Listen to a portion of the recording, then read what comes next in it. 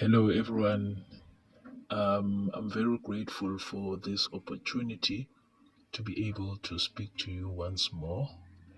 And today's topic is basically the complex phenomenon called education.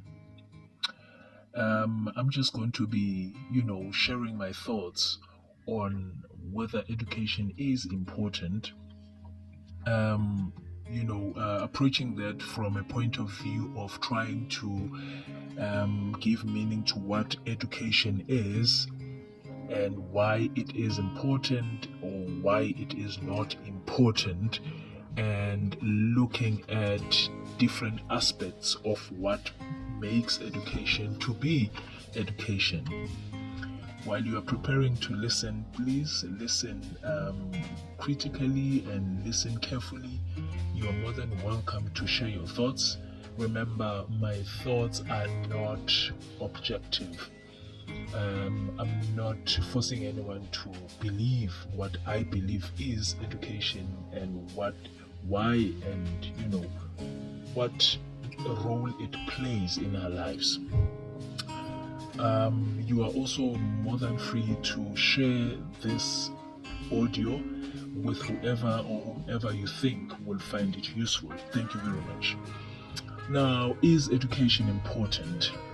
First of all, before we even attempt to talk about whether education is important, I believe it is very, very important for us to maybe define what education is. And remember, as I define what education is, I am going to define it as I have observed and as I believe.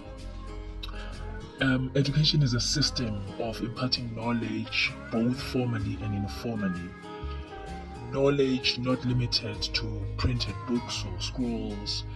Indigenous knowledge is also knowledge.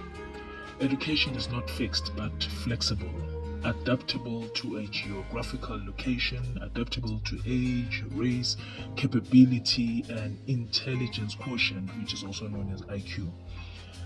You cannot use one education system to measure multitude, of intelligences, because it will certainly deprive others while it favors some.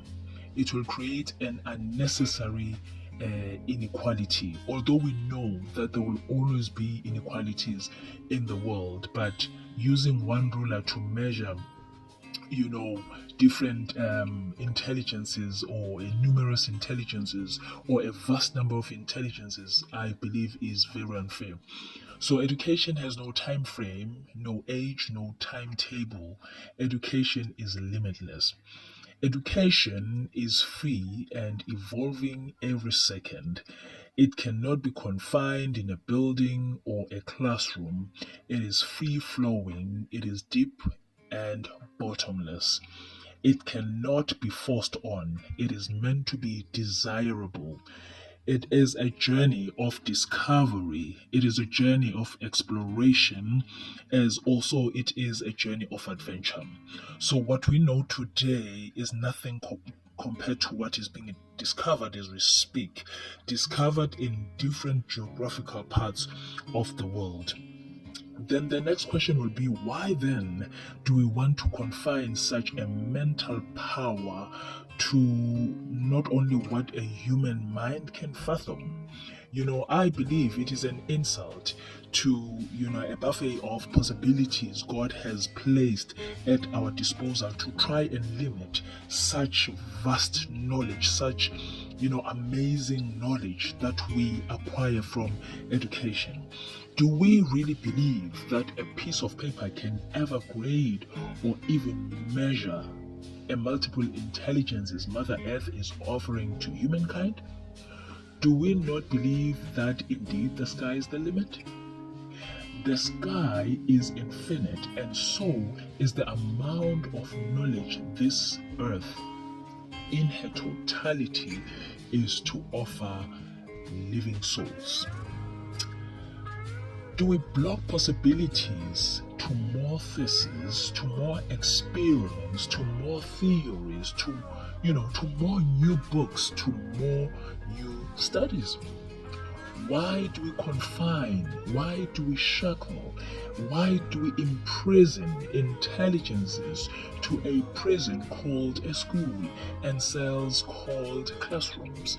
Prison warders called educators, sometimes lecturers, sometimes tutors, and hope to produce a free, liberated, and emancipated nation of achievers and explorers. Do we think that believing a lie bends the stinginess of the truth? Do we use one rod to measure immeasurable possibilities at our exposure?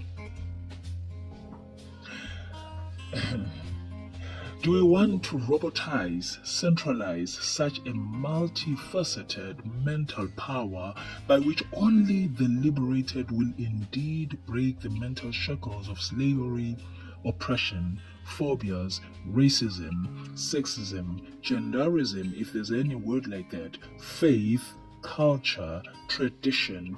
The list is endless. Do we think by being graduates of largely lies and a flawed and crippled education system, that we find ourselves in, we can bear a better tomorrow?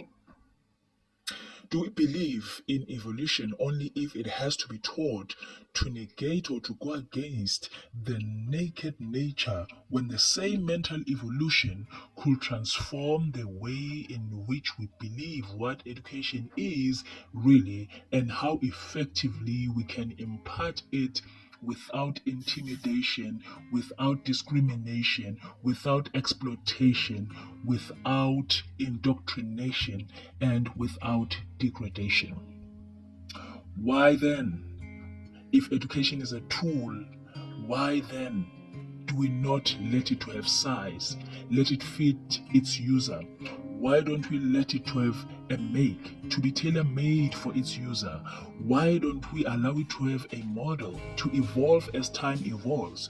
Why don't we allow it to have capacity, to be measured to fit the capacity of its recipient?